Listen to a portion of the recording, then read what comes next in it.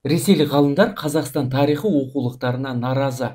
Нақты қандай оқулықтарымызға шүйлігіп отырғанын айтып берейін. Ресей Ғылым Академиясына қарасты Қоғамдық ғылымдар жөніндегі ғылыми ақпарат институты бар. Оның ғалымдары ТМД елдерінің, соның ішінде Қазақстанның тарих оқулықтарын зерттеген. Бұл ғалымдар бірнеше елдің мектеп оқулықтарында Ресейдің қалай бейнеленгенін талдап көрген. Қазақстандық оқулықтар авторларға субъективті және Ресейдің бейнесін бұрмалап көрсеткендей көрінген. Себебі бұл оқулықтарда Ресей отарлаушы мемлекет ретінде көрінеді. Өзі отарлаған аумақтарда халықты езгеге алған делінеді. Тағы ұнамаған сөздеріне тоқтала кетсек, ғалымдар мысалы жоңғарлармен күресте Ресей қазақтарды қолдамаған деген сөзге шүйліккен. Тағы бірінде Ресей ғалымдары ресейлік бодандықтан қазақтар мемлекеттігін жоғалтқан деген сөйлемге қарсы шыққан. Кеңестік Қазақстан экономикалық тұрғыдан да метрополияға тәуелді болып, кең құқықтары болмаған десеңіз де, бұл ғалымдарға жақпайсыз. Авторлар мұны қате көзқарас деп санап, бұл ксенофобия мен русофобияның дамуына әкелуі мүмкін дейді. Атап айтқанда, ресейлік ғалымдарға Қазақстанның 8-ші сыныпқа арналған оқулығында